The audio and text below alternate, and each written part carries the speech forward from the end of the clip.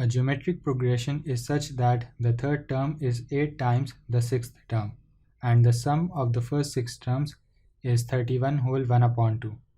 I need to find the first term of the progression, and in part 2, the sum to infinity of the progression.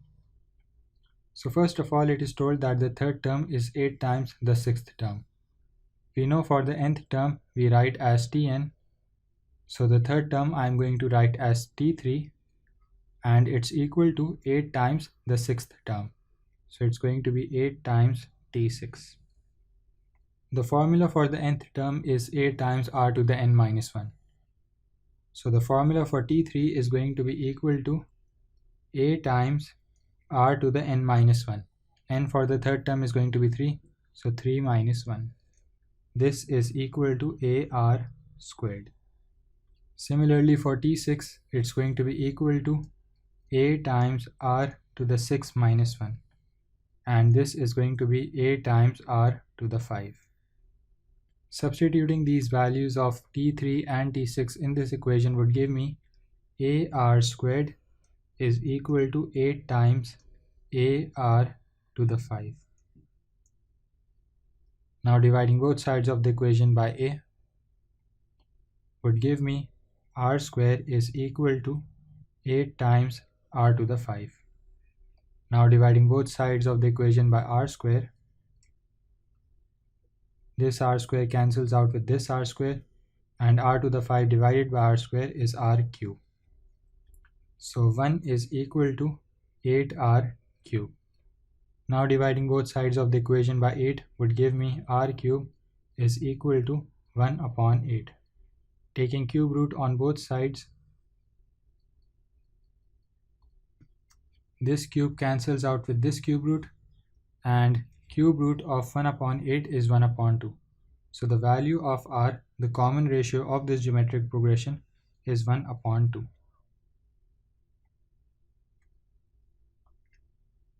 Now the next thing that is given to us in the question is that the sum of the first 6 terms is 31 whole 1 upon 2.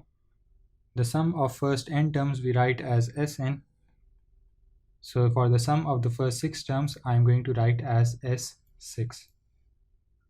The formula for sum of first n terms is 8 times r to the n minus 1 divided by r minus 1. A, we don't know, we need to find this out, but S6 is given to us as 31 whole 1 upon 2. So in place of this, I am going to write 31 whole 1 upon 2 is equal to a times, and r we found out was 1 upon 2. So 1 upon 2 to the n minus 1 divided by r minus 1. So 1 upon 2 minus 1. 1 upon 2 minus 1 is minus 1 upon 2, and cross multiplying would shift this denominator over there. So 31 whole 1 upon 2 times minus 1 upon 2 is equal to a times 1 upon 2 to the n minus 1.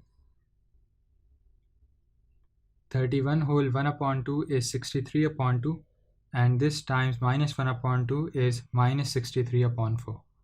So minus 63 upon 4 is equal to a times 1 upon 2 to the n minus 1. Since I am finding the sum of the first 6 terms, the value of n is going to be 6.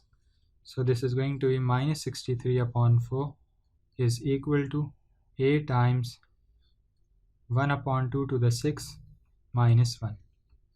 And this, if I put this in a calculator, the value that I get is minus 63 upon 64. So minus 63 upon 4 is equal to minus 63 upon 64 times a. Dividing both sides of the equation by minus 63 would cancel these two minus 63's out, and then multiplying the equation by 64 would give me a is equal to 64 upon 4, which is equal to 16. So the first term of this geometric progression is 16. This is the answer to the first part of the question.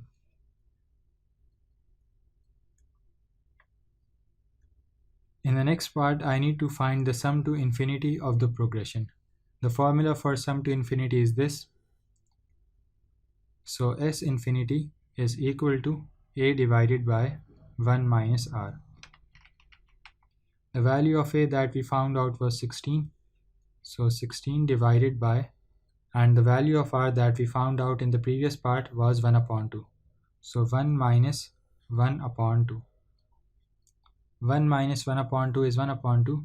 So this is 16 divided by 1 upon 2, which is same as saying 16 times 2.